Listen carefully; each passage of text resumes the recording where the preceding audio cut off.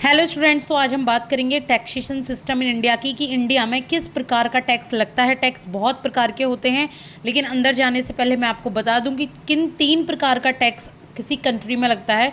तो सबसे पहले है प्रोपोर्शनल टैक्स। तो जो प्रोपोर्शनल टैक्स होता है वो एक फिक्स्ड प्रोपोर्शन होता है इनकम का, यानी कि अगर आप कमा रहे हैं 10,000 या फिर कमा रहे हैं आप 10 करोड़, आपकी इनकम पे ये 10% यानी कि एक फिक्स्ड प्रोपोर्शन लगना ही है। इसको प्रोपोर्शनल टैक्स कहते हैं।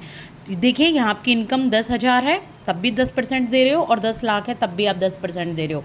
इसके बाद है आपका प्रोग्रेसिव टैक्स, जो कि इंडिया में लगता है। कहाँ लगता है? इंडिया में लगता है ये। इसमें एक टैक्स स्लैब होती है और ये इनकम के अकॉर्डिंग होती है। जैसे जैसे आपकी इनकम हाई होती चली जाएगी वैसे वैसे आपका टैक्स भी हाई होता चला जाएगा।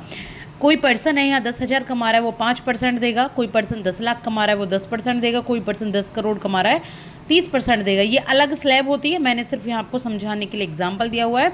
इसके बाद बात करेंगे हम रिग्रेसिव टैक्स की। तो जो रिग्रेसिव टैक्स होता है वो सभी पे लगता है, लेकिन इसका जो सबसे ज़्यादा फर्क पड़ता है वो पड़ता है गरीब आदमी पे, लो इनकम वाले पीपल पे। जैसे कि 1,000 रुपये की प्लेट खाई है आपने एक रेस्टोरेंट में और उस पर आपने 100 रुपये का दिया है जीएसटी। अब 100 रुपये का जीएसटी देने वाले लोगों का बताती हूँ। एक है रिक्शा पुलर, जिसने वो 1,000 रुपये की प्लेट खाई है, तो उसको सबसे ज़्यादा इफेक्ट क्या है? ये जीएसटी उसकी इनकम में से काफ़ी ज़्यादा माइनस हो जाता है। ठीक है, अगर किसी बिजनेसमैन ने या किसी अच्छे जॉब या आप मिडल मैन ने ये खाई है 1,000 रुपये की प्लेट, तो 100 रुपये उसकी जेब पे इफेक्ट डालता है। वो कह सकता है हाँ इफेक्टिव है, लेकिन इससे थोड़ा कम ही डालेगा। अगर अंबानी अडानी के बच्चे ने खाई है मान लो ये 1,000 रुपये की प्लेट, तो यहाँ पर उनको कोई इफेक्ट नहीं पड़ता है इससे।